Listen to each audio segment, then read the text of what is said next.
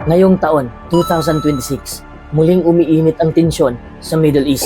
Marami tayong napanood o nabasang balita tungkol sa US at Iran. Pero bago tayo magsimula, gusto kong linawin sa lahat ng nanonood ngayon na ang video na ito ay purely analytical. Ibig sabihin, hindi ako nakabase sa emosyon ko dahil wala akong kinikilingan.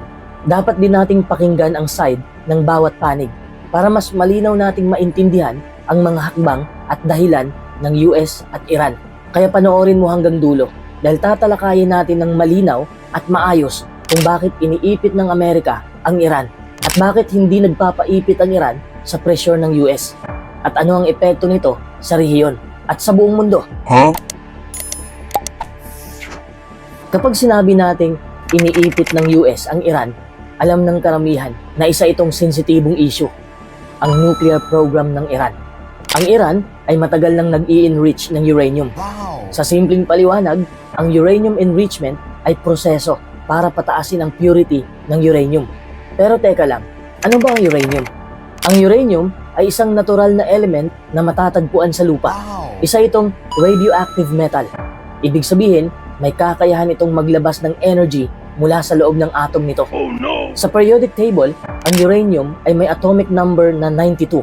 Natural itong nakikita sa mga bato at lupa sa iba't ibang bansa. Pero hindi lahat ng uranium ay pare-pareho. May iba't ibang uri ito na tinatawag na isotopes. Karamihan ng natural uranium ay U-238. Hindi ito madaling gamitin sa bomba. Pero ang U-235, napakaliit lang ang porsyento kumpara sa U-238. Pero ito ang mahalaga dahil ito ang madaling mag-fission. Kung 3 to 5% enrichment, sapat na ito para gamitin bilang fuel sa karamihan ng civilian nuclear reactors para sa paggawa ng kuryente. Kung 20% pataas, mas sensitibo na.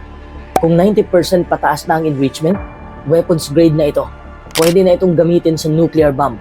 Ayon sa mga huling ulat ng International Atomic Energy Agency bago mag-2026, hanggang 60% uranium enrichment ang naabot ng Iran. Pero teka lang, di ba kung 90% pataas na ang enrichment, weapons grade na ito? Pero ang Iran ay nasa 60% pa lang. Bakit natataranta na ang US at Israel?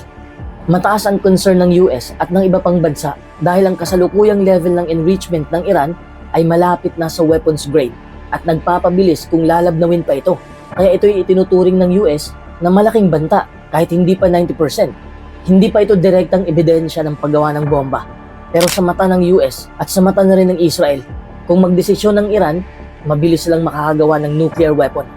At ito ang tatlong dahilan kung bakit ayaw ng US at Israel na magkaroon ng nukes ang Iran. Una, ayaw ng US na hindi balanse ang kapangyarihan sa Middle East. Halimbawa, kung papayagan ng US ang Iran na magkaroon ng nukes, iniisip ng US na magbabago ang military equation. Maaaring mag-trigger ito ng arms race. Ibig sabihin ng arms race, siguradong susunod ang ibang bansa na magkaroon ng nukes. Ikalawa, pinuprotektahan ng US ang Israel. Ang Israel, mga kaibigan, ay isa sa pinakamalapit na kaalyado ng Amerika. Ilang beses nang sinabi ng mga leader ng Israel na hindi nila papayagan ng Iran na magkaroon ng nuclear weapon. Kaya kapag tumataas ang enrichment level ng Iran, tumataas din ang posibilidad ng preventive strike. Ikatlo, ang Iran ay may impluwensya sa mga grupo sa Lebanon, sa Iraq, Syria at Yemen. Kung magkakaroon sila ng nuclear deterrent, maaaring mas maging agresibo ang kanilang regional posture. Dahil mas magiging confident sila na hindi sila basta gagalawin. Yan ang pangunahing dahilan kung bakit pinipigilan sila ng US. Pero matagal nang ipinapahayag ng Iran na ang kanilang programa sa uranium enrichment ay para lamang sa enerhiya at para sa iba pang civilian na gamit at hindi para gumawa ng nuclear weapons. At ang enrichment ay bahagi ng kanilang sovereign right bilang signatory ng Nuclear Non-Proliferation Treaty. Kaya ngayon, may deadlock. Gusto kasi ng US na bawasan ng Iran ang enrichment at payagan ng Iran ang mas mahigpit na inspection. Ang sagot naman ng Iran ay dapat alisin muna ng US ang sanctions at igalang ang kanilang soberanya. At habang walang sumasang-ayon sa request ng isa't isa, patuloy na tumitindi ang tensyon. Pero may isang problema. Ang US ay hindi agad pwedeng gumamit ng direktang military force laban sa Iran dahil ang gastos nito ay napakalaki at maaaring magdulot ng mas malawak na digmaan sa rehiyon. Kaya ang tanong, kung hindi agad military strike ang gagawin ng US, paano pinipilit ng US ang Iran na baguhin ang nuclear policy nito? ginagamit ng US ang economic pressure. Ang Iran ay isang bansa na sobrang nakadepende sa oil exports para sa kita ng gobyerno. Maraming infrastructure at social programs ang pinupondohan mula sa export ng langis. Kaya ang ginawa ng US para maipit ang Iran, pinipigilan ng US ang mga kumpanya at bansa na bumili ng oil sa Iran. Nililimitahan ng US ang access ng Iran sa global banking at dolyar na mahalaga para sa international trade. Ang resulta, nabawasan ang pangunahing kita ng Iran. Tumataas ang presyo ng pagkain, gasolina at pangunahing pangangailangan. Nagkakaroon ng frustration at public unrest na siyang dagdag kalamangan sa US. Ang goal ng sanctions ay hindi lang pahirapan ng Iran, kundi pwersahin ng Iran na pumasok sa kompromiso sa nuclear issue. Isipin mo ito, kapag nagkakaroon ng matinding krisis sa ekonomiya, mas malaki ang pressure sa pamahalaan na makipag-usap. Iniisip kasi ng US na baka ito ang paraan para makipag-deal ang Iran na bawasan ng uranium enrichment, payagan ng inspections, at limitahan ang ballistic missile program. At ang kapalit ay maaari nilang bawasan ang sanctions. Ngunit kahit gaano kalakas ang economic pressure, may limitasyon ito. Ang sanctions at trade restrictions ay nagpapahirap sa Iran, pero hindi nito direktang napipigilan ang kanilang military o nuclear program.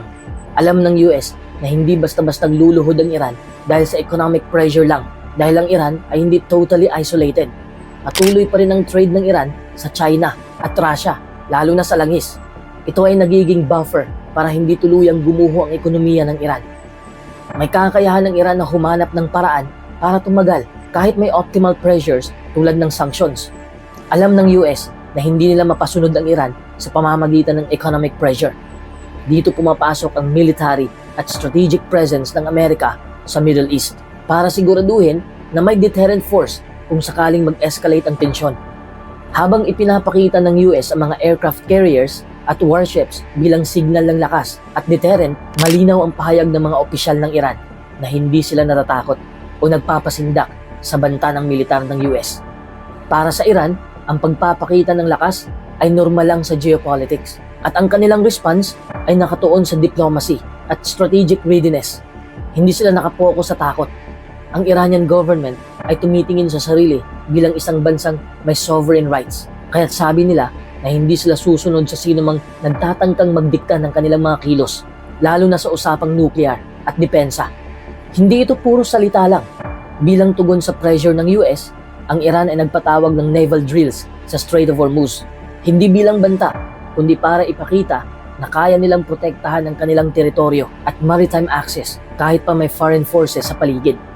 Ang Iran mismo ay nagpahayag na hindi sila tutungo sa negosasyon kung ito ay gaganapin sa ilalim ng banta o ultimatum. Sabi nila, ang diplomacy sa ilalim ng banta ay hindi epektibo.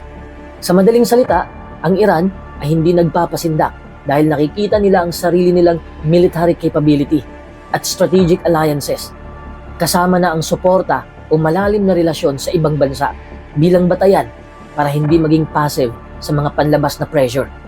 Ngayon, naiintindihan na natin kung bakit iniipit ng US ang Iran at naiintindihan din natin kung ano ang pinaglalaban ng Iran at kung bakit hindi sila nagpapasindak sa US.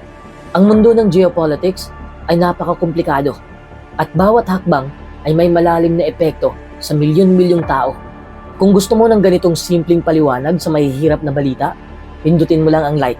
I-follow mo na rin ang page natin at mag-subscribe ka na rin sa YouTube channel natin at i-share mo ito sa kaibigan mo para maintindihan din nila ang galaw ng US at ang galaw ng Iran. Salamat sa panonood mga kaibigan at magkita tayo sa susunod na analysis.